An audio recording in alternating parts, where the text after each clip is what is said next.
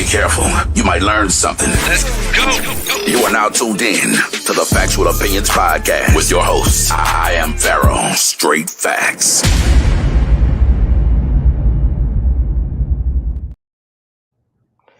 Welcome back, World Factual Opinions Podcast. This is Season 5, Episode 22.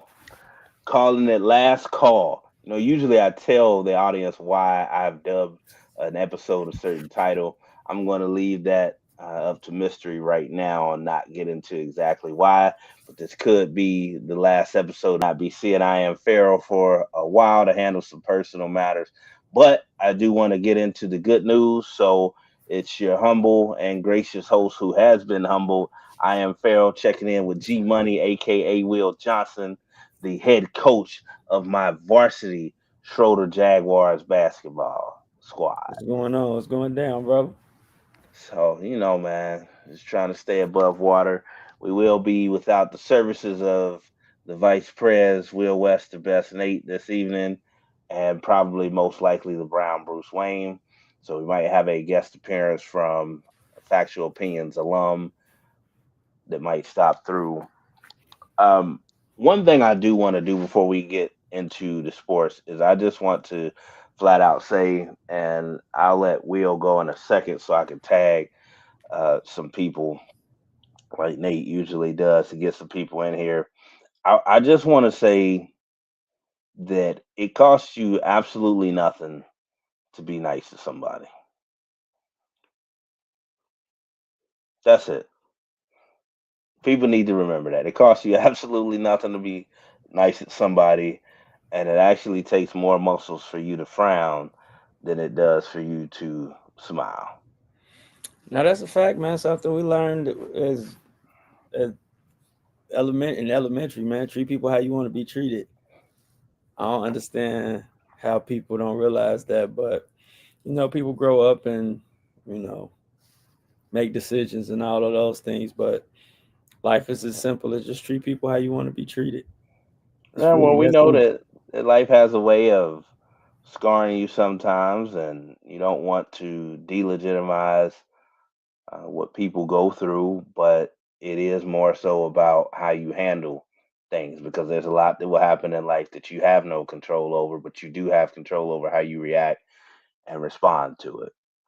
So, and I know more than most people when you get in those moments, you don't want to hear that, but I just want to throw that out there to remind people you always do have the option of being kind and being nice to someone. It's very easy to give into your emotions and allow the devil to work with you and get you to do things out of spite and anger, but there is another direction.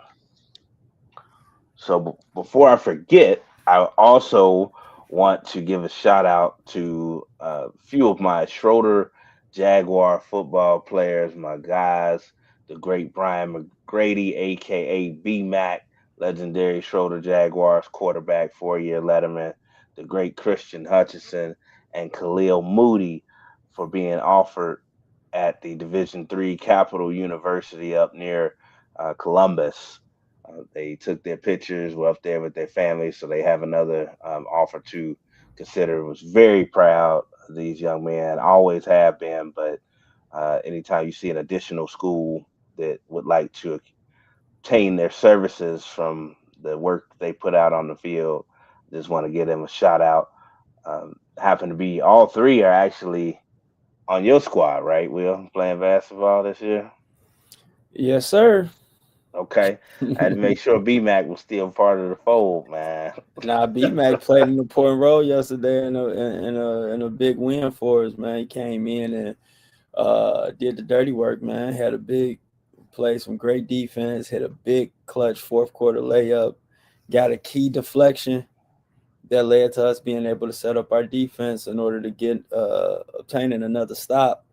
So Brian, and he's coming back from a ankle injury, so he's just now getting his groove back, different things like that. And we didn't rush him, so he is completely healthy. So it's he's definitely been all three of them annoying, but he's definitely been blessed.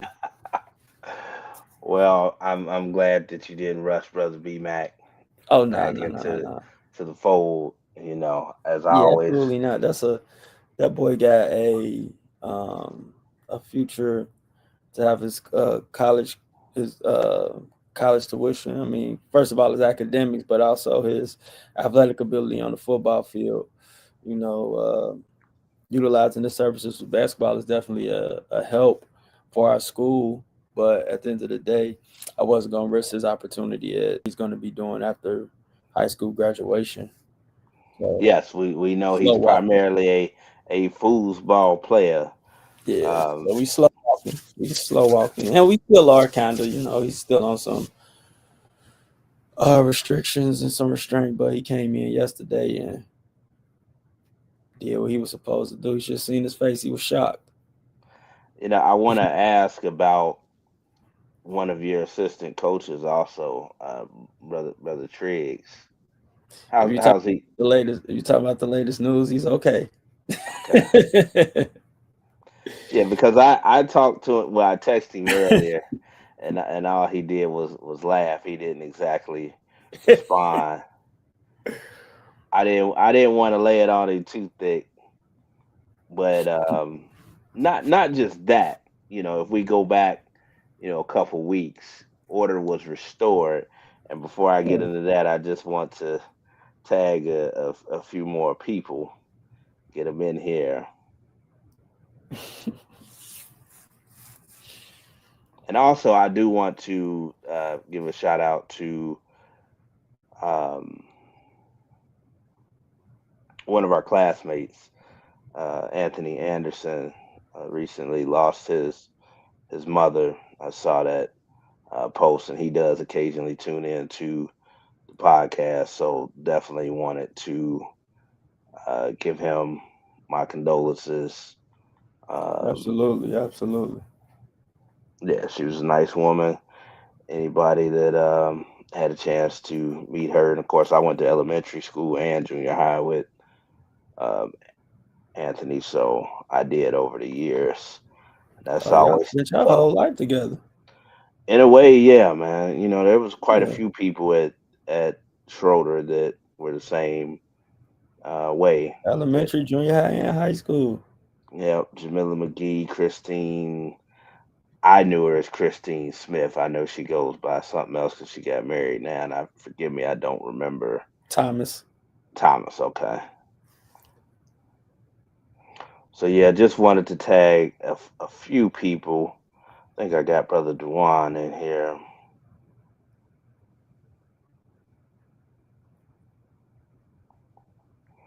Okay, so we got the nice part out of the way early.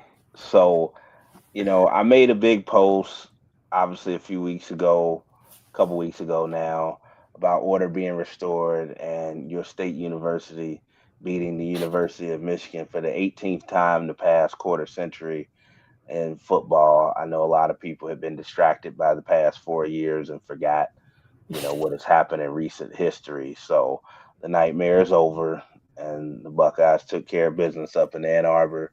How sweet, nothing sweeter than going up and quiet in the big house up in Ann Arbor. So, with that said, there was some issues last week or Saturday, weren't able to quite close the door on an undefeated regular season and cap that off with the Big Ten championship. One of the things I want to talk about, because I'm not going to spend much on Ohio State right now, because there's other things that I want to talk about, and I do believe they'll be fine going into the playoff, is I was actually upset at Brian Hartline more than anybody. Giving up 13 points to the number two ranked team in the country, not upset about that. I am upset about scoring 10 points, though, and I believe there's no way in hell that you could convince me that all of his attention and, um, shall we say, due diligence was in Columbus, because that was a very poor uh, call game offensively, and he's splitting duties. He almost cost us one of the top recruits in the entire nation in Chris Henry Jr. with that news leaking out on National Signing Day that he's going to be the head coach at South Florida. Now I actually understand why some schools say, you know what, if that's the case, go on and handle your business, player. uh, Go ahead and leave, because that was piss poor, and you can't tell me that his full concentration is in Columbus right now, because I know it's not. He's essentially playing, both ends of the spectrum right now. What's your opinion on Mr. Hartline? Because I think that Ryan Day should take back over play calling duties heading into the college football playoff. I forgot who said it, but it was some along the lines of, I think it was Rick Pitino, that balls dates as far as National Signing Day and the bowl games and all of that stuff. It's just bad timing. Like, It really is. it's horrible timing. So it's really like, what do you do? If that makes sense. Like, how do you tell Brian Hartline not to want to take over, get his first head coaching experience and not make the announcement? Because at the end of the day, if he's taking over a new school and his name's going to carry some weight, that gives up him opportunity to get other recruits or opportunity to flip some people who was thinking about the location where he's at now. So I just think the timing of it Look at all brother is Tony. This must be about Hardline. Absolutely, and it's like Will said. It's the timing of it. Though I yeah. mean, the news was eventually going to come out, but my issue is, what does that accomplish? South Florida's recruiting class has already been set. Also, But it may be an opportunity for some people who may have been on the fence about South Florida, and now they hear that this is their new coach, and maybe somebody, and they may want to but Will, revisit. you know, if he wasn't there throughout the recruiting process, really, he's not. Best case scenario, he might be able to cherry pick somebody, but even Chris Henry Jr. wasn't thinking about going to South Florida. Like, you're not going to get your full entree until the next recruiting cycle, when you are firmly submitted as the head coach and have taken over full time in that position. So really, he cost Ohio State more. And then again, just looking at the play calling, it's the same score as that team up north last year, 13-10, and some horrific play calling. Julian saying looked out of character. Like, it was not a great performance offensively. And I'm sorry, I really have to do put that on Brian Hartline, because I don't think that he was fully dialed in. I can't say that, man. I think that was the first time. I think that Michigan Ohio State game is a different level of pressure. So I think Julian saying and all them coming out slow and how they was moving, Michigan was gonna play their heart out. They was at home, and players got to still make plays. Like, he might have made the right play call. Quarterback made the wrong read. I think that there is some human element to it, that they may have exhaled after the Michigan game. And Yeah, I don't want to say that they took Indiana lightly, but we all know how much goes into that Ohio State Michigan game. I also think that if you look at the bracket, did Ohio State come out better being 2 than 1? Maybe in the first round, because you get the winner of Miami and Texas A&M, who I do think both are one of the 12 best teams in the country, but I do think both are overrated also. But if you look at potentially who they're going to get in the semifinal, Georgia, Ohio State can beat Georgia, but that's more of a bad matchup, because Georgia plays a physical style that still at times gives this iteration of the Buckeyes trouble. If this was Jim Tressel's bunch, I wouldn't be worried about the physicality, but it's I'm not saying Ohio State is soft, because we know they're not, especially this year with the defense and the way they've been playing under Matt Patricia, who should win the Broyles Award as the top assistant coach in college football this year. But Tony also brought up something that just flashed too. Sherrone Moore has now been arrested also. So this this is a little bit deeper than just him getting fired. Now, I don't know if that was You know what it due. sounds like to me? I don't know if it was due to a reaction of what he did when he went off. And you know what? I don't even want to make light of that, because here's the thing. I'm smiling. It's funny from a Buckeye perspective, but it's not because, and I hate to go this route, but I'm going to do it. The brother always gets the shortest leash, and I've seen and experienced, myself, brothers getting shit canned in corporate America for different reasons, and it's not fun. Anytime you deny somebody the ability to take care of themselves and their family, I'm not really advocating for anybody to lose their job except a certain basketball coach that we'll get to later Oh in man. this episode.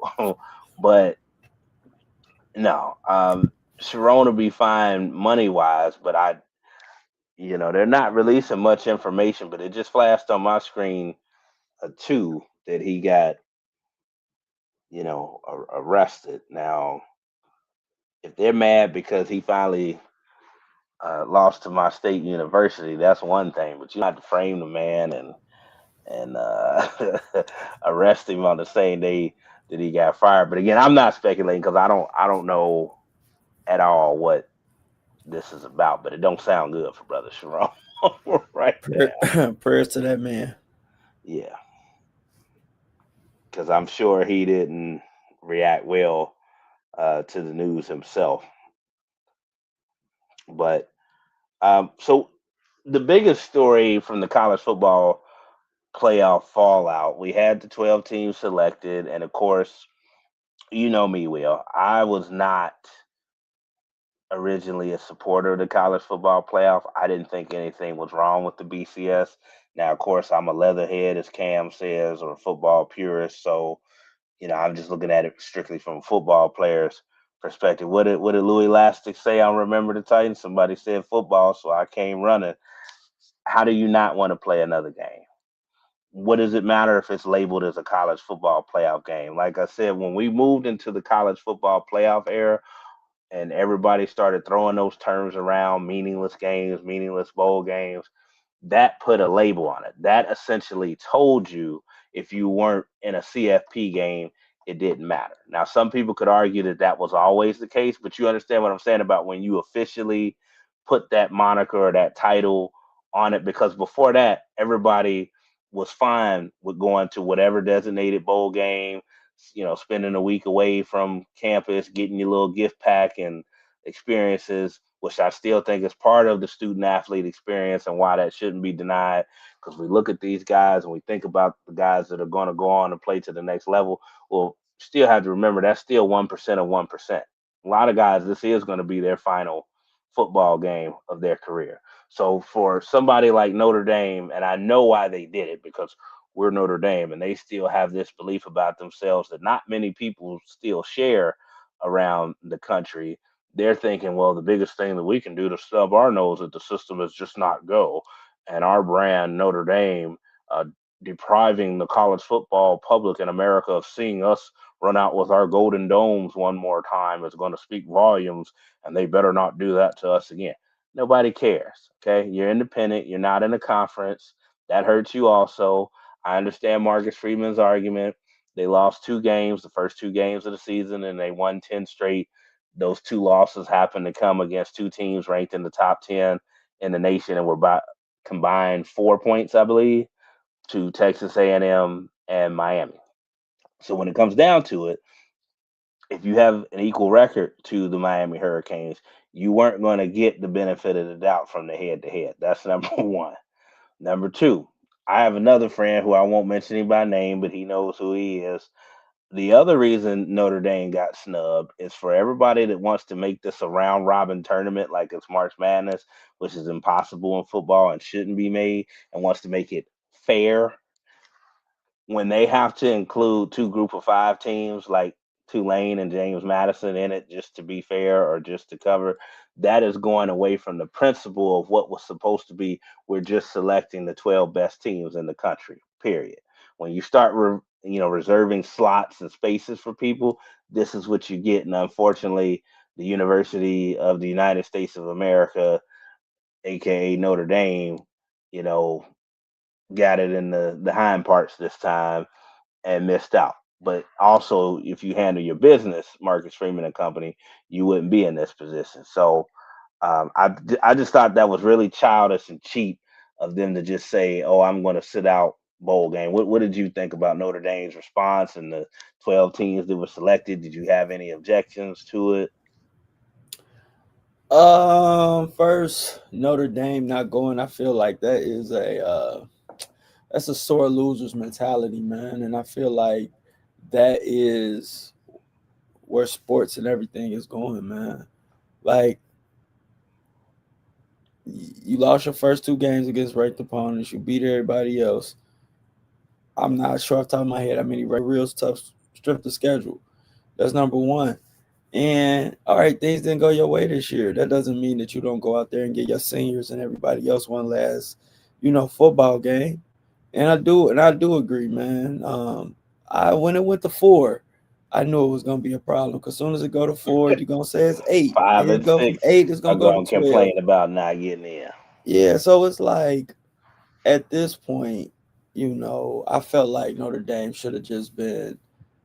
I think it shows more character, it shows more about who you are as a school and who you are as a program.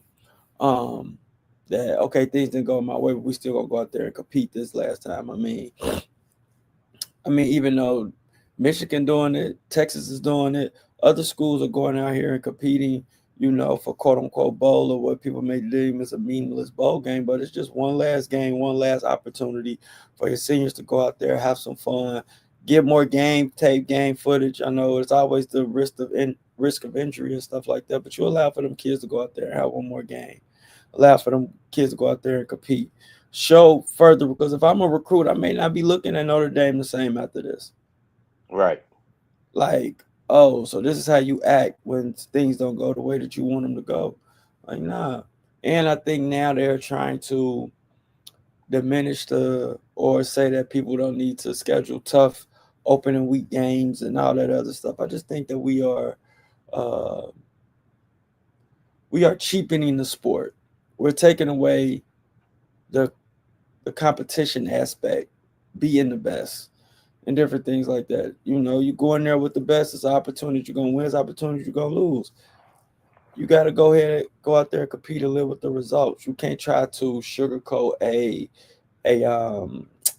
schedule and think that it's gonna benefit, man. So I just think they create more issues, another rabbit hole, and it's just gonna be more and more issues. And I think Notre Dame should, I think unless you got a bunch of different licenses. No, I think it should be a fine for Ben. I don't know if it is or not, but if you deny the bowl, that it should be a fine or something. Like, Well, there's not for Notre Dame because they're independent.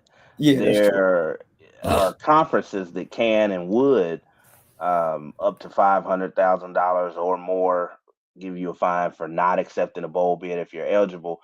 And that's the thing. It goes into this whole opt out culture and environment that we're in now where players are doing it. Now, whole school and athletic departments are opting out now, like in this instance. And they're saying, well, if we can't get exactly what we want or we weren't in the college football player, why do it? What do you mean, why do it? It's an experience, it's the money aspect, and it's a competition thing that you're now cheap and taking away, as you just mentioned that. And I don't like where this is going, man, because where does it end? As you mentioned, you I know, have no idea, but it goes to something I've been saying.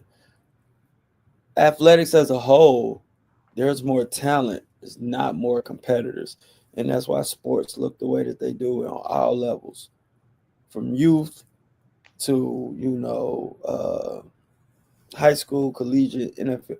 All of this is the talent is there, but people lack the the competition aspect of it, and that's why the game is worsening, it's cheaping, and it's just going downhill. And this but is I just knew when not. people started saying crap like the Rose Bowl was meaningless and stuff like that, which was actually the bowl that pays you the most money out of any for attending and pays the other participants in your conference, at least used to when they had the contract with the Big Ten and the Pac 10 or Pac 12.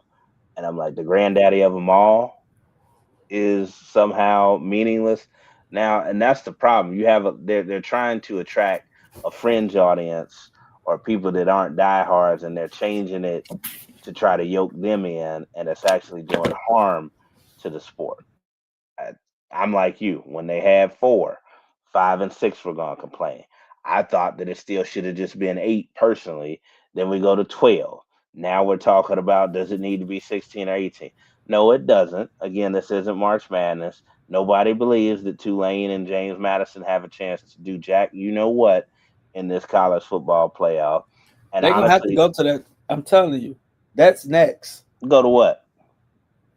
That's next. It's gonna look like college basketball in a minute.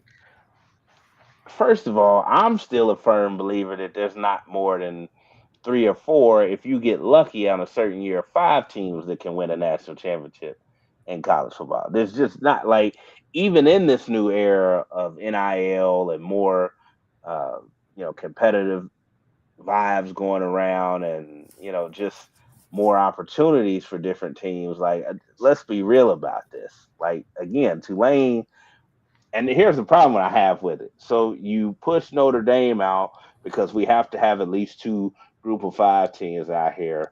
Tulane plays Ole Miss in the first round, who, by the way, is getting jacked up by this whole opt out or I can leave when I want to. Head coach Lane Kiffin, like a coward thief in the night, left to go to Baton Rouge in the same conference, Will, That's and not just right, man. and just that's cowardly. That's That's not cowardly. right, man. That's cowardly. Everybody leaves for better. Everybody leaves for different That's opportunities, cowardly, man. man. You don't do that and sit there and preach all this togetherness and everything to So, these kids. Just like when you got on your boy for but this is what leaving I'm saying. Jackson State. But this is what I'm saying, though. That's completely different. What I'm saying is, I think it's the timing of when all this stuff has to be announced and the process of everything. It's just bad timing. If Lane Kiffin would have took this job at the end of the college season or That would have whenever been they more lost, appropriate. you're right, but he may have not had the time to do that. They may have had to. We need a decision now. That's why I said it's the timing of everything. That's why I can't call him a coward for doing this. Lane Kiffin is a job hopper anyway. So you have to know that when you hire him. This You is know, what he do. If 3 out a of the if, last if a 4 prettier LSU girl, head coaches have won national championships, so he probably thought that he was going to greener pastures. hey, with a prettier girl come your way, you see when come his way, Lane Kiffin out. We know this. You gotta know it though. But I don't look at him like he's a thief in the night or anything like that. Like I wouldn't know nothing about that personally, but the old mismatch it. The old mismatch his salary. I don't know if Ole Miss matched what LSU was offering or not. That's I what I'm think saying. what it came down to more so from Lane's perspective is, do I have a better chance at winning a national championship at Ole Miss or LSU? What really I heard factored into it, and I know this was verified, is also NIL funds availability. How much do you spend on your program? Not to say that Ole Miss doesn't, but obviously as LSU. Right. When you go to LSU, you're getting handed the keys to a Porsche. Tony said if there was if there was a 12 legends. So of course Tony says that. But at the end of the day, I don't know if that's a Ohio valid State. question. Well, It's, I'm going to say yes because Ohio State received an 8 seed. So if there were 8 teams, like I said it should have been, then yes. If it stayed at 4, then no, they wouldn't have. And I and don't you even gotta care live with about that. that because they lost to that team up north. So as far as I'm concerned, they didn't deserve to go anywhere. But they got in and still proved that they were the best team in the country and won. So it's kind of irrelevant because they were the best team in the country and reversed by first round TKO that bullcrap Oregon lost by 1 point out there in Eugene. So they took care of business. So I don't Yeah. know. All I know is that the team or school that Tony supports did not get into the field, and they have way more problems to worry Oh about God. right now Oh, than the college football structure because they're behind the 8 ball now as far as finding a replacement for Sherrone Moore, number one. Seems to have more details unfolding as we go on. But the point I was trying to make is Notre Dame is setting a bad precedent because there were other schools that declined bowls too. You used to have to win 6 games to be bowl eligible to get invited to a bowl game. Because there are so many teams following suit saying, well, if Notre Dame can do it, we can do it. And I'm like, well, a lot of you don't carry the cachet as Notre Dame, so that should be your perspective. But irrespective of that, we just don't want to do it now. And they started inviting 5-win teams. So people that were 5-7 didn't even have a winning record. And now they're saying no. And that's what I said about once you open the Pandora's box, now you have Notre Dame doing it. Now you have teams that should be running to jump at a bowl opportunity, both financially and football wise. But they're not because Notre Dame did this. Kind of happened a few years ago. At least Florida State, in theory, showed up to that Orange Bowl against Georgia, but it wasn't the Florida State team that was, undefeated, won the ACC championship because a lot of guys opted out because why? They were disappointed they didn't get in and they got mollywopped. So it's starting to become embarrassing. It's starting to become truly an issue of why are you playing this game? And I don't expect kids to love the game the way, we growing up or have the same feelings, for it. And they have so many more distractions nowadays than, we had. But this is starting to look really bad, the way the culture, as you mentioned. And it's one thing for 18, 19, 20, even 21-year-old kids who may not know better or may be caught in the moment to do this. But when you have whole institutions and athletic departments and grown people like athletic directors making these type of decisions out of spite and anger and trying to thumb it to somebody, that's where we get in trouble at. And I do not like where this is headed because, again, there's no end to this. So Notre Dame thinks that they should have got in. What happens next year when another team thinks they should have? Or you mentioned Texas already, what's their incentive to keep scheduling people like Ohio State? If one, not everybody else is going to do it. Or like Sarkisian said, so now we're being punished because we played the number 1 or number 2 ranked team in the country and lost the first game of the year. Now, they don't have an excuse for losing to Florida, but, their other loss to Georgia, Texas is one of the best teams in the country. And on a given day could compete with anybody. They just beat undefeated Texas A&M to close out the season. So what are you telling them by excluding them and making it look like they weren't even in consideration at all because they scheduled what you said was supposed to be one of the criteria, strength of schedule. Did you play opponent who actually had a pulse at all? And now you're penalizing them for that. There's a lot of things to be worked out. But what I'm saying and trying to get to as we wrap up this college football thing is the more you expand it, and the more you keep trying to even fix things that aren't broke currently, it's going to be a ripple effect. It's going to offset and you're going to create more issues. Leave it alone.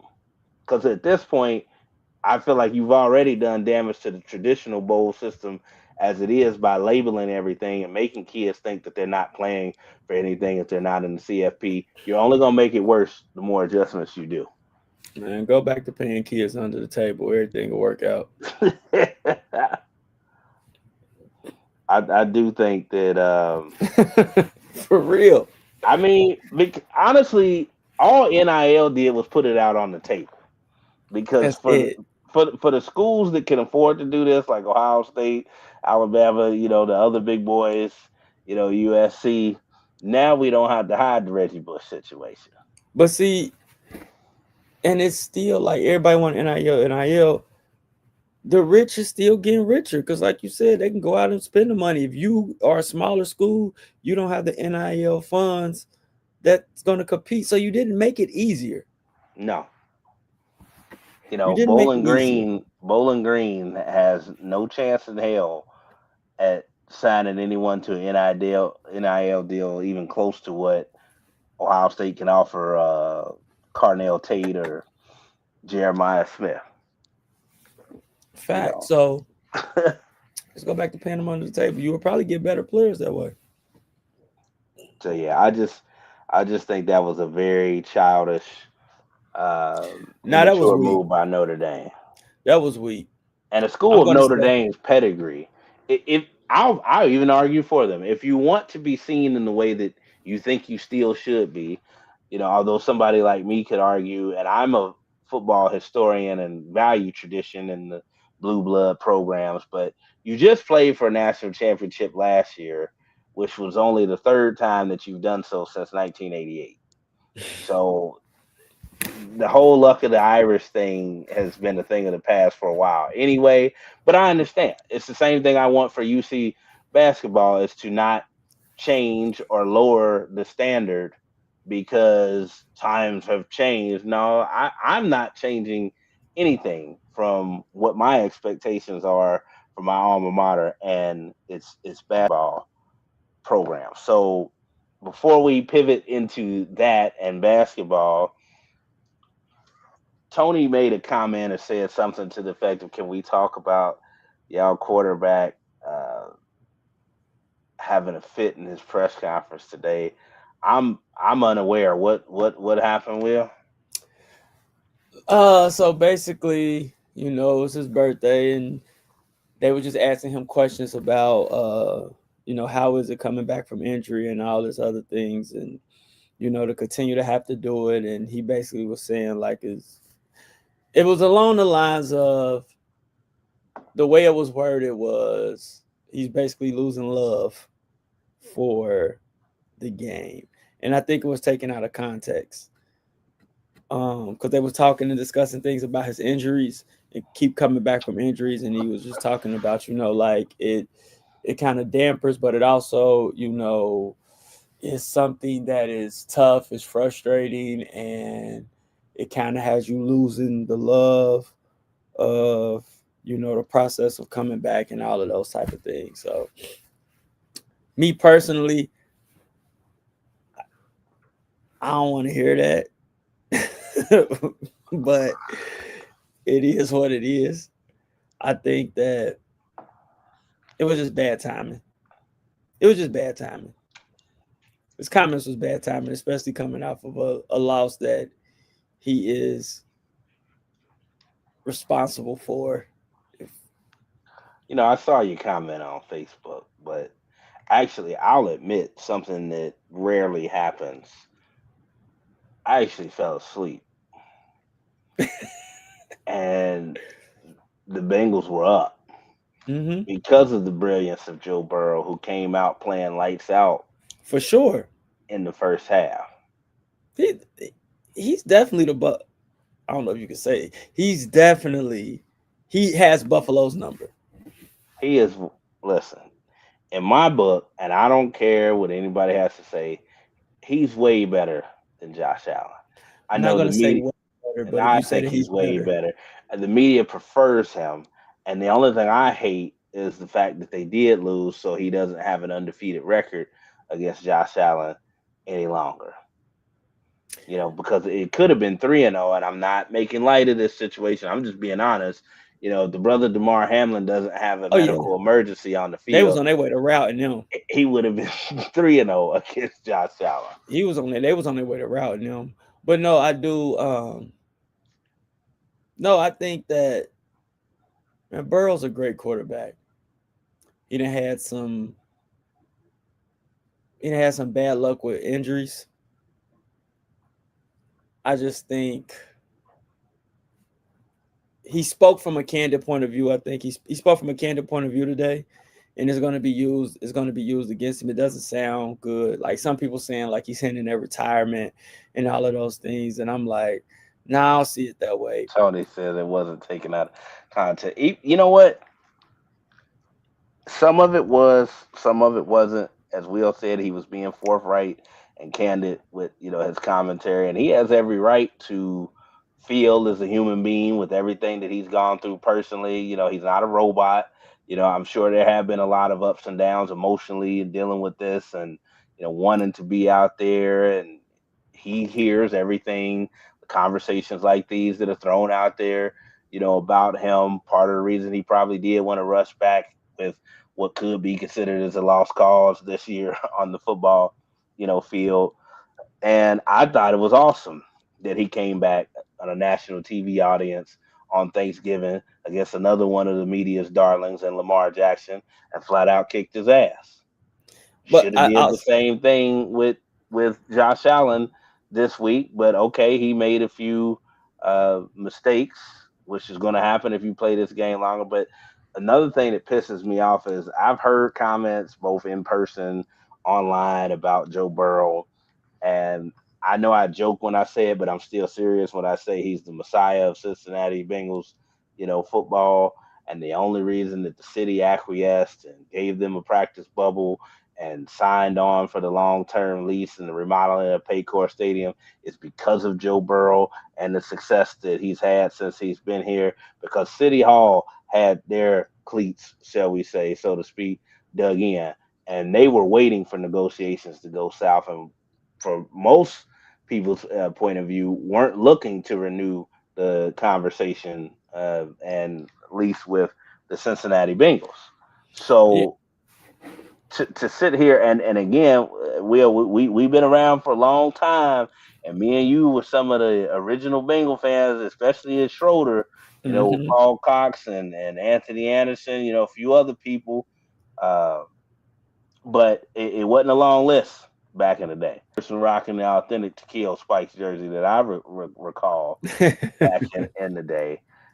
Joe Burrow did something that hadn't been done since we were 2 or 3 years old, man.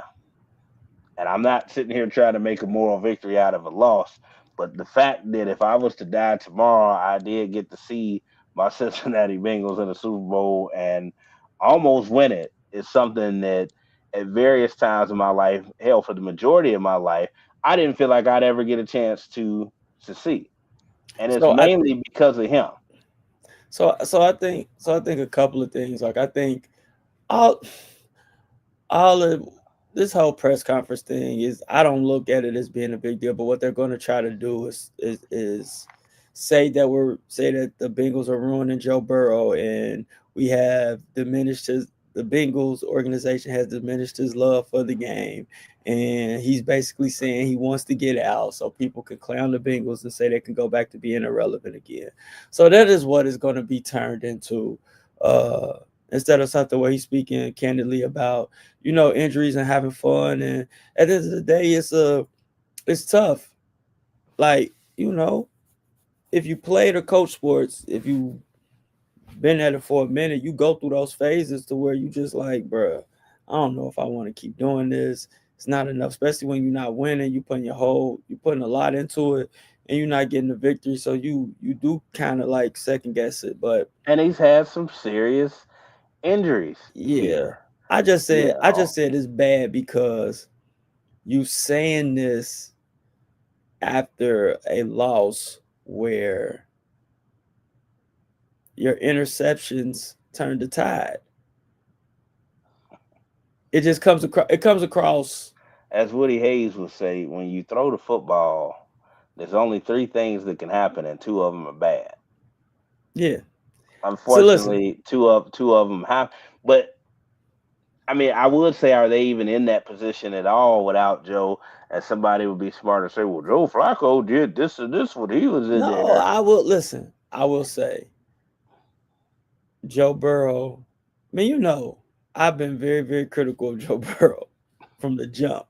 I was one of the ones who said they tripping, but man, dude is a great quarterback. You can't Can deny you that he not could see the play. difference of the whole damn team when Joe Burrow is out there? Even this defense that still can't stop a nosebleed plays, in my opinion, with more intensity and more swagger, just the intangibles. And I know some people that just gloss over it, as Jay-Z said, do you fools, listen to music, or do you Or just do you skim just through skim it? through it? You Mm-hmm. won't be able to understand contextually what I'm saying, because that's more of something that's not a stat.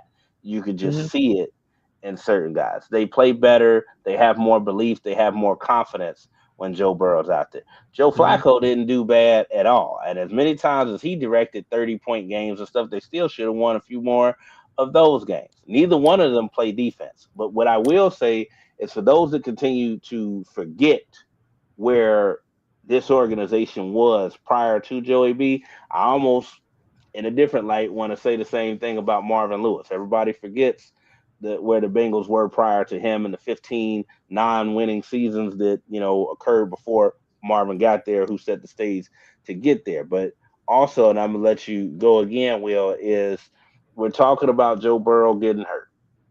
And even if you do want to put the injury prone label out there, or you don't, because a person like me won't, because I'll put it in context. I will say again, if you cut on, and they've actually been doing good the past 2 games that he's been back, keeping him clean.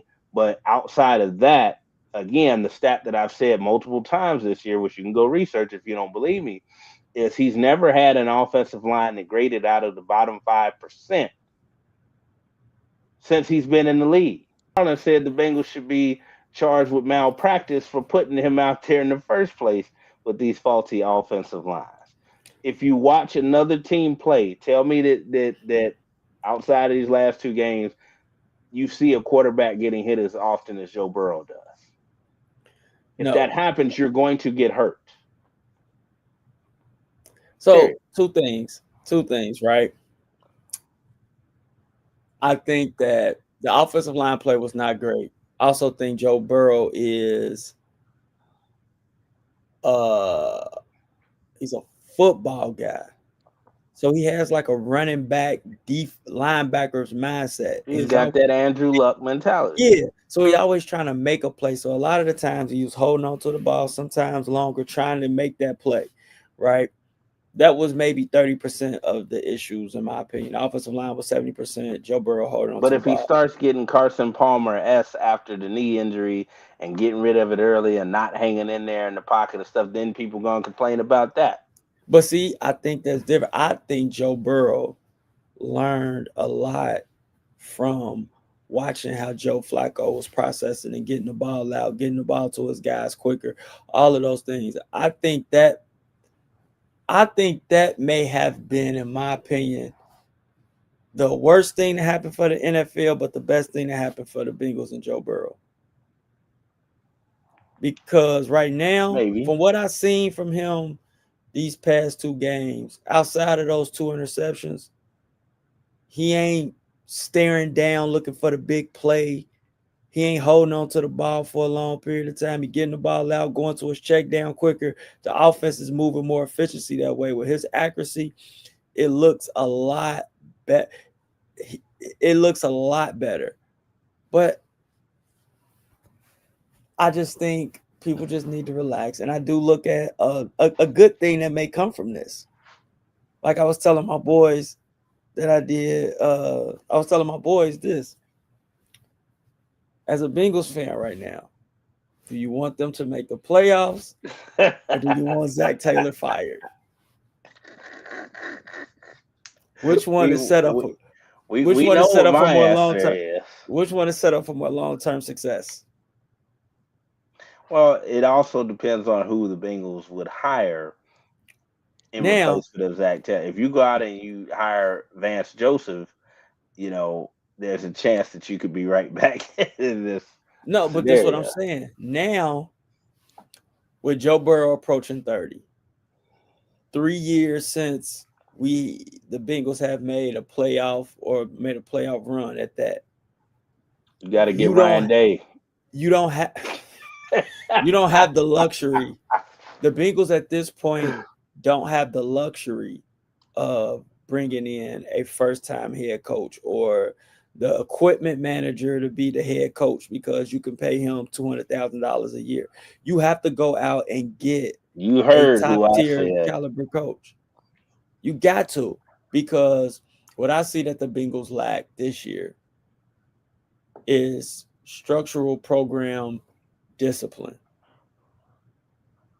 I think they lack discipline, man, and that starts at the top with the head coach and some accountability out there. That a certain guy who I'm imitating his voice right now, but I'm going to keep pushing and doing this every episode that we have, because I really think that this guy who was born and raised in the state of Ohio and the offensive mindset, but he's also hardcore, that he's got that defensive mentality where I think he would at least put the right coordinator in there, have the right system, know what type of players need to be drafted to come in here and turn this thing around, man. I 1000% agree. But over the past couple of weeks, man, like I was very, very critical on Al Golden. Very, very critical. They just got to get better players, man. The You know, scheme be set up for them to be successful. The players are not capitalizing. here's what I've said to several people that have asked me off the record or candidly what I think. And I'm not going to single any particular player out. Some people have talked about what players rank on the top missed tackle list in the NFL. I'm not even going there, particularly with two rookies that I think actually are going to get better. But here's the thing, it's not Al Golden. I actually think, based on what he's had to work with this year, he really hasn't done a bad job. But I also said last year, and I made it clear on this program every time we talked about it, is that Lou Anarumo was being scapegoated Yeah. and that he was not the problem. He was being asked to cook the same dish without being provided the same ingredients. Mm-hmm. That's what it comes down to. There are several guys out there right now who are not NFL starter caliber players on the defense. And that's why they're Listen here. missing plays, missing tackles, and not getting it done. The only person that should be fired before Zach is Duke Tobin. While I agree, I just wonder how much he's even being scapegoated, also. I mean, does he really have the pool that we're thinking? Yes. Because if the Bengals want to do it right, and I'm going to keep throwing this out there, if the Bengals want to do it right, the right presidential ticket, and I know some people have disagreed, but I don't care. This is my show. I'm going to say it. Louis Riddick for Director of Player Personnel, aka de facto GM, and John Gruden as head coach. Me personally, I'm all about ball and can a person get the job done. I know some people get more into politics and want to talk about other stuff. I'm talking strictly from a football perspective. And I know that John Gruden could also help protect Joe Burrow, not just because of the West Coast offense, but in his play calling and being a quarterback guru and whisperer. I know he would know what to do and come in here and be able to help Joe get the ball out even quicker, make different reads, have different options. That's part of the West Coast offense. Some people don't like it because of the dink and dunk principles, but they do stretch the field also. And And you're he gonna have to. he's a winner. I understand what happened in Vegas as he, came back and they were trying to turn that thing around.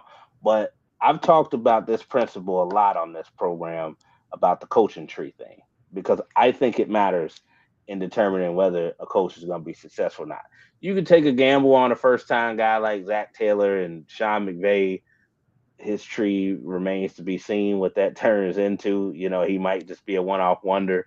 But when you start looking at the other premier coaches in this league, even the Sean Paytons and stuff coming from the Bill Parcells Mhm. tree, and I could go. Mike Tomlin comes from the Tony Dungy tree, which comes from the Denny Green tree, which comes from the Bill Walsh tree. Like I can date all the successful coaches back to where they originated from to prove that whole coaching tree thing. Which, by the way, Bill Walsh came from the Paul Brown coaching Mhm. tree, the original Mr. Brown, where the West Mhm. Coast offense was invented here in Cincinnati, Exactly. where the no huddle offense was invented here in Cincinnati. So there is merit to that. And if they're going to do it right, I just don't think there would be a better fit right now. I hate it when Tony Dungy got fired in Tampa Bay after resurrecting that franchise. But he had to. But now I look at it, John Gruden was the right pick to get them over the top. Yeah. Honestly, I've kind of changed my tune on the whole Mark Jackson thing in a different sport with Golden State. Was he the right person to get them on track and make them a playoff team and instill those principles and work ethic in Draymond and Steph and Clay? Yes. But obviously, Steve Kerr was the right move to get them over the top. So I think right now, Marvin paved the way for what Zach did, and what they need right now is somebody that can take the reins from Zach here and get them over the top and maximize. Because, like you said, Josie Ray turned 30. Before you look up, Uno and T are gonna be pushing, 30, and we're gonna be looking at it like, did we witness another group pass us by? Because we've seen several in our lifetime. Absolutely, Carson, The even Carson, Andy. the Andy, AJ group. We've seen a lot. Yeah, like we don't have some talent. We just never had the opportunity to bring it all together. Like I think Marvin was the coach. If Marvin has Joe Burrow, Marvin gets the Super Bowl. Oh yeah. But see, you keep saying Louis Riddick. I think the play is Marvin Lewis coming back to be director of player personnel. Louis Riddick is my ideal or dream scenario. I only would know be perfectly happy with Marvin Lewis. I thought he should have been reassigned to the front office to begin with. But I said that back in 2013, and I thought Mike Zimmer should have been the head coach. I seen Marvin miss one draft pick. What, Cedric Abwegi and Jake Fisher? Oh, that was Marvin. But both of those picks made sense though. Oh, it was great as far as in theory. Yeah, you replace Andrew Whitworth and Andre Smith on their way out. Yeah, and you keep moving.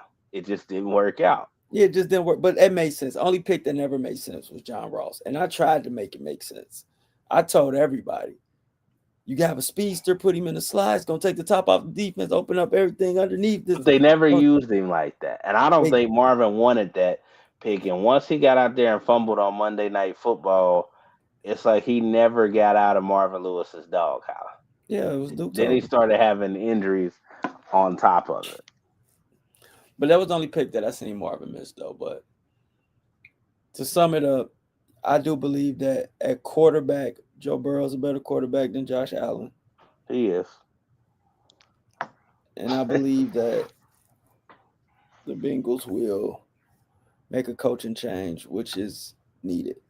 They're going to have to. If they don't, man, it's going to be. If they don't, they might lose this. If they don't, they're going to mess around and lose the locker room. Because I'm telling you. Oh, it's teetering right now. The locker There's one room. player that's ready for. There's one player that's ready for him to go. Jamar Chase. Yes.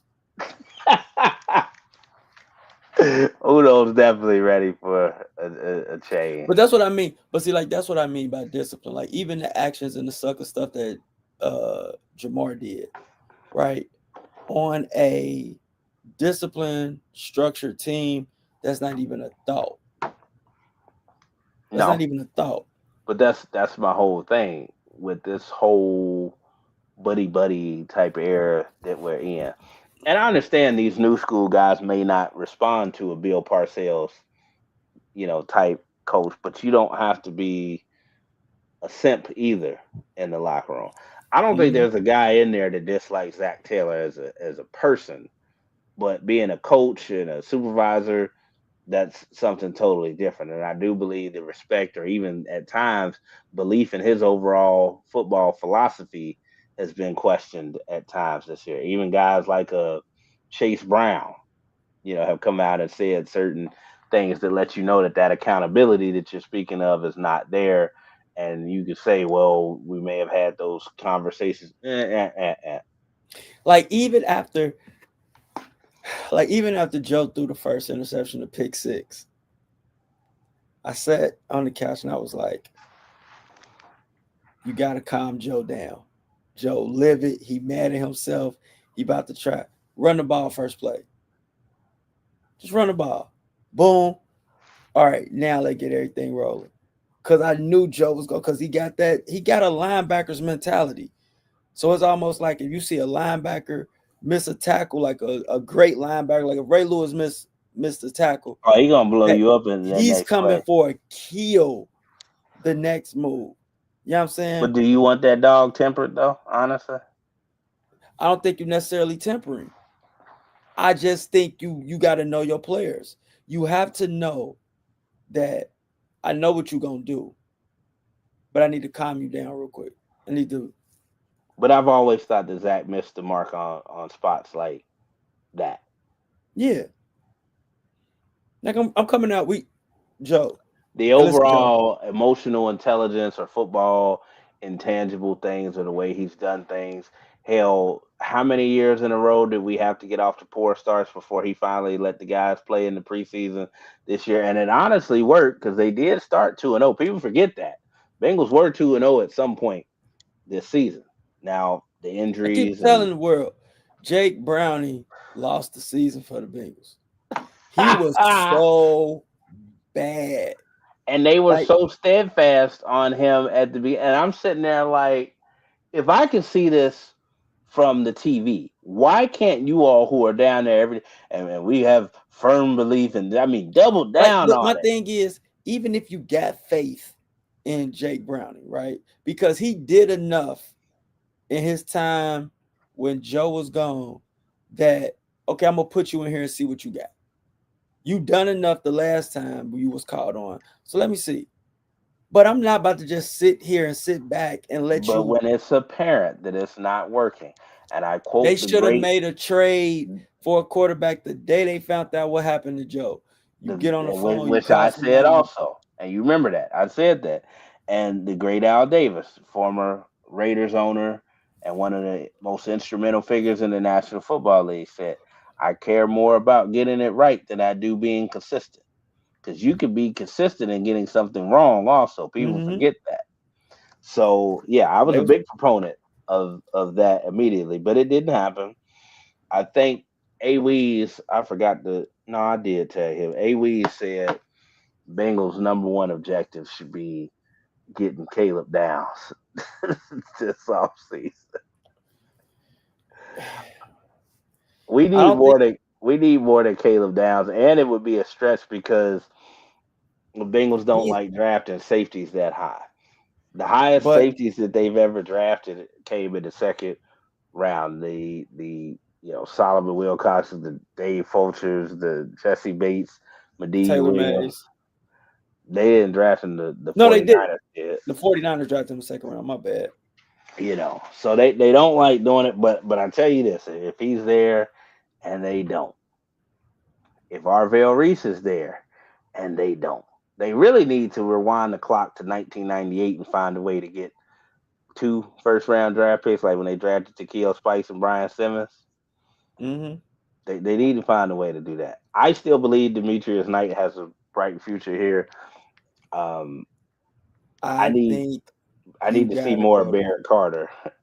you gotta go to free agency. Like you have to spend. You got to spend a couple of dollars. I just don't think where the Bengals gonna draft that Caleb Downs is gonna last that long. Mm, it depends on if we win another game or not. They're gonna win another game. If they go 4-13, If they go 4-13, they will. they can get Caleb Downs. That's not gonna happen. I don't think they're gonna lose another game. What makes you say that? The defense is playing better. And the offense, I don't see the Baltimore Ravens stopping them this week. I don't know. Lamar Jackson doesn't look like himself coming back off his injury either. But that's my whole point. Joe Burrow has been outside of everybody's making a stink out of 2 damn interceptions. I'm like, the dude has looked phenomenal coming back off of what he did. And I don't know too many other quarterbacks that one would have even tried to come back this year or two look like that after missing 9 games. But it was everything is going right. And you just don't expect that from him. And he just looked like it wasn't like it was just like what are you doing play. I understand what he was doing because he checked into the right play. He was going to the right person. He just threw like a lollipop. It happens. And I know you're gonna say I'm making excuses for Joe Burrow, and I'm not going to deny it because No, I always do. I'm all about fairness. I'm all about fairness. And I'm not. Getting back to our If it college was football conversation, if it was any other Will, the quarterback world that ain't had fair. If I could tell the general public what I'm going through right now, that shit ain't fair either. you right, it's not fair. But in certain levels, in certain aspects, we have to call a spade a spade. Speaking of not fair, so we can get ready to get out of here because I didn't want to make this a long episode. What's not fair is Wes Miller holding my beloved Bearcats basketball captain. I was talking to Leonard Stokes off the record about the state of the program. He didn't say Don't jam. anything. I about to He say, didn't. don't jam Leonard up, man. No, he didn't say anything about West. That's not what I'm saying. We were just talking about the program and where it was and what I grew up watching and so forth. He didn't say anything about West. I'm saying so losing to Eastern Michigan, a team that the game would have been over the first 8 minutes of the game for the UC basketball that you and I grew up watching. Am I lying about that? Mm-mm. Eastern Michigan ain't had nothing since George Iceman Gervin was there. And we lost to Eastern Michigan at home by double digits. And we turn around, and of course, we couldn't make it 2 years in a row against our crosstown rival in the Xavier Musketeers. Where is this program going? I also had the privilege of watching the game in person when they played Louisville down at Heritage Bank Center, down on the banks. I'm throwing it out there. We got Eric Martin doing a good job at South Carolina State right now. And yes, I'm throwing it out there again. He got his degree now, so that ain't an excuse. Nick the Quick Van Exel. Make it happen. One of those two. Eric Martin or Nick Van Exel.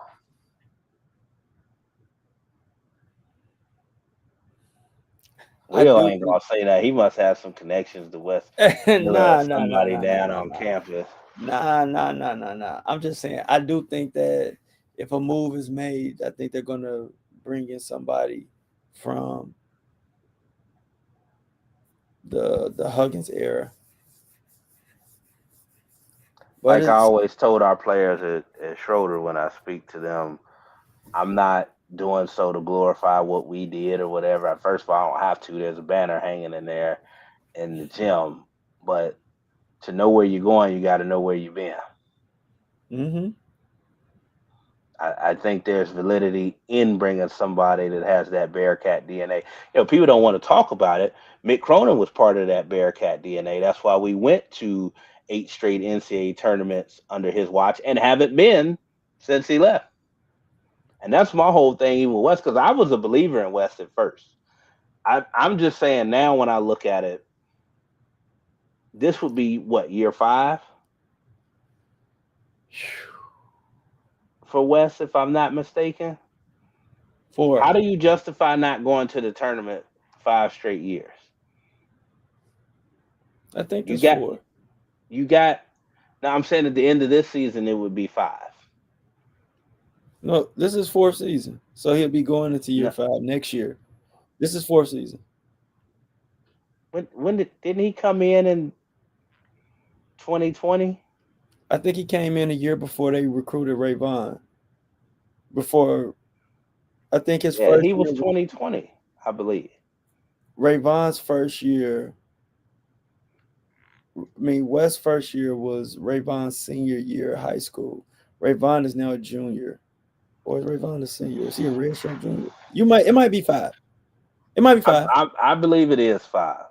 And if You you might be right. finish 5 straight years of no NCAA tournament, first of all, John Brandon shouldn't have been the head coach at all anyway. And I told Big Bro Mike Pilgrim that he wanted to argue that point with me. He said, well, the players never bought in. Well, they didn't buy in because Sometimes you don't have to open a book to read the illustration on the cover to know what it's about. 5 straight is unacceptable. Whether people outside of the Queen City realize it or not, UC basketball program is one of, I would consider, the blue blood programs in the United States. No, Mm-hmm. we're not quite UNC, Duke, Kentucky, UCLA, but again, outside of that, you get outside of those programs, UC can spar with anybody. Whether it's those next tier programs, the Louisvilles, the Syracuses, the Georgetowns, whoever, UC is right there. This is unacceptable. We need to make a change. Is all I'm gonna say. He's had a number of his guys in there. It's a lot easier to rebuild and get rid of people with the transfer portal. I still think last year's team woefully underachieved with the amount of talent that was on there. You look at guys that have gone on, like Josh Reed to Penn State, my man Dan Skillins down to Baylor. Uh, it's just hasn't worked. Rayvon was a top 15 recruit in America and couldn't get on the court. Here it's not working.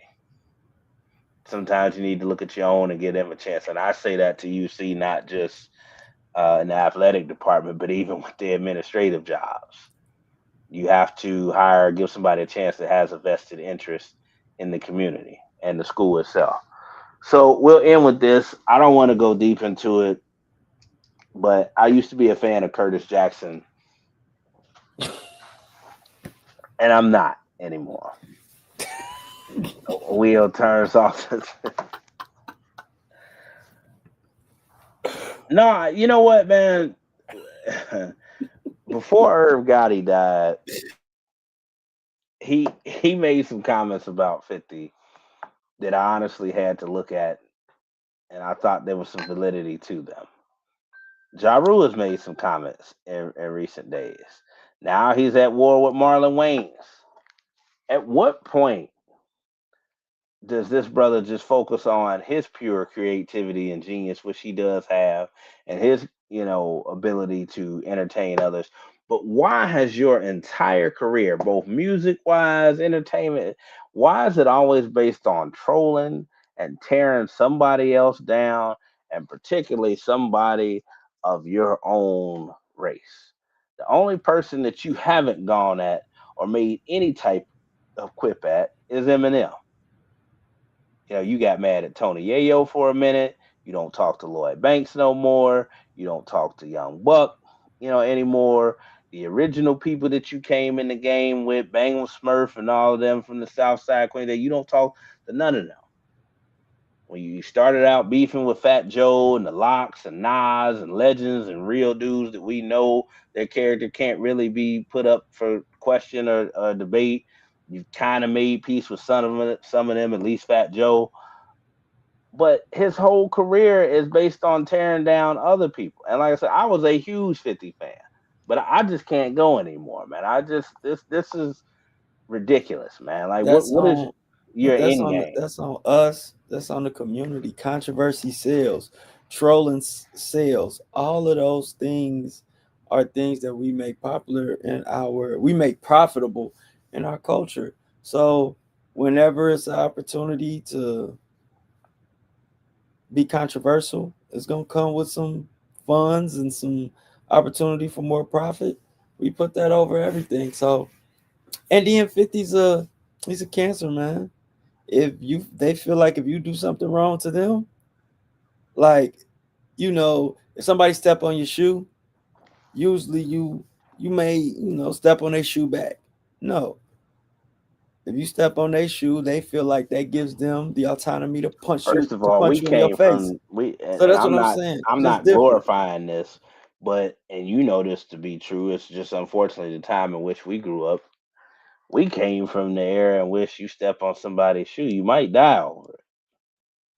Just that type of ignorance and total lack of respect for somebody else as a human being. So at what point do we, evolve from that? Now, 50, I had a conversation, I think it was with John recently. Yeah, it was about why he dislikes Ja Rule and essentially celebrated Irv Gotti's passing. If you feel like somebody's in bed with financially or just friendship wise, whatever, pause, I could have used a different example or adjective. Hey, I let you get away with a whole lot today. You should be proud of me. If you feel like somebody is in cahoots with someone that was responsible for the death of your mother and or tried to kill you and tried to prevent you from getting into the music business, I understand 50 never letting that go in that sense. Now, there have been times where I've kind of in recent years sided with Ja where it's like, bruh, at what point do you let this go? Like, what did Ja say? He was like, the brother, he said, I live rent free in the dude's brain. Like, he will not let it go. He was like, everybody wants to talk about this being a beef. He was like, I don't bring up his name. He brings up mine to reunite stuff. And to a certain point, Ja has a point, bruh. He really does. But again, Now, if Alex, what? when you don't like somebody, the beef is forever. I'm talking to you personally. When you fall out with somebody, the beef is forever. How can you not? And they ain't did nothing that those guys did to him. Nobody's done that to you. It's been far less that I know you would never speak to a person again over. So you the last person that should be taking this angle towards 50. That does not take away from the validity of what I'm saying. And the fact that his issues, even with Puff, that I could get into are anyway. And shout out to my boy AD Anthony Davis, aka Sinbad, our little brother, our fellow Schroeder alum.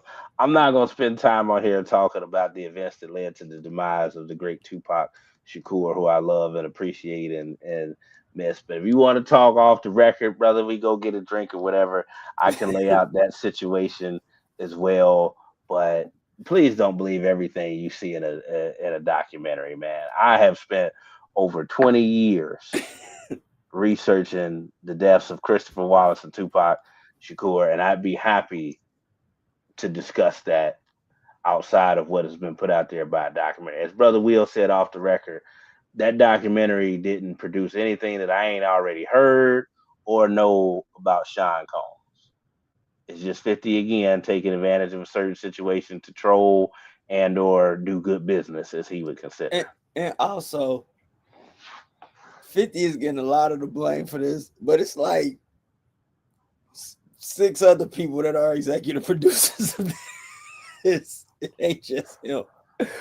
But I don't want to sidetrack because I want you to get in your bag. You know, even though I turn my camera off and be comedy. But have you been getting updates on this? You been getting updates on what happened with Michigan coach? The last time I checked, he was arrested, man. So hey, man. He a wild boy. We could end on that note now. Your assistant coach will probably never talk to me again if I close out with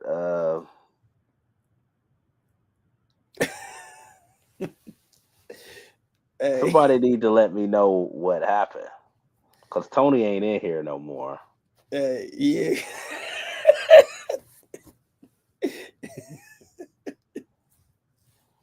You laughing, obviously you know something. Hey man, I'm not at liberty to discuss Oh, don't do that, this platform. Man. He just, from what I read, I don't know what's true or not. I don't know nobody personally in this matter, but from what I read, he a wild boy. Okay. Even more of a reason why my state university reigns supreme and order has been restored. As I said, see, Kareem, aka Anthony Muhammad, wanted to say, I don't know about order being restored. This is a couple days later. He finally, congratulated me. Although I congratulated him and Triggs and Tony right away when that team up north beats my state university. I had to All wait 4 times. Triggs, yes. Not that last time out. Not last year's. I did call Triggs right away. Ask him. The The 13-10 shouldn't even been on the same field with Ohio State. Ask him. I called him because he was the only person that I felt comfortable talking to. I was so mad, like I ignored my mom the rest of the day. Like That's crazy. I didn't say nothing to nobody except Courtney Brown too. Like we went out because my birthday was the next day. But listen, I really the only reason I'm not gloating right now about Sherrone Moore losing his job is because at the end of the day, I understand how devastating it can be for anybody losing their job. Because it's one thing, even if you're financially set like Sherrone Moore is, I don't even know all the details about it, but I know the emotional toll of losing your job and what was your identity is something that people don't talk about either. The adjustment or not making the same amount of money that you were. Just the whole routine of getting up out the bed and feeling like a productive citizen and being out there with the rest of everybody. That can weigh on you when you're sitting at home. If you're a working man or woman who takes pride in that. What I go by, the good book say, man don't work, you don't eat. So at the end of the day, that can be an adjustment for somebody. But I guess we got to get ready to get off of here so I can find out what happened because we don't want to speak on it. So, maybe we'll get the Brown Bruce Wayne, Big John back on here. Maybe we'll get Will West, the best Nate. I hope both of them brothers are doing all right with whatever they're doing right now. I think Nate was working. Me and Big John got some stuff to talk about, but other than that, I want to remind everybody, please make sure if you're an audio listener, the audio files on Spotify, Apple Podcasts, iHeartRadio, and Amazon Music. So you can go back, you can listen to this at work or while you're in the car. If you are a viewer, make sure that you tune into the YouTube channel since Facebook wants to delete the live posts every 30 days, but it will be on here for 30 days. So again, appreciate everybody who has tuned in this year so far.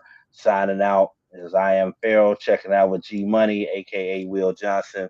We'll try and do it better the next time.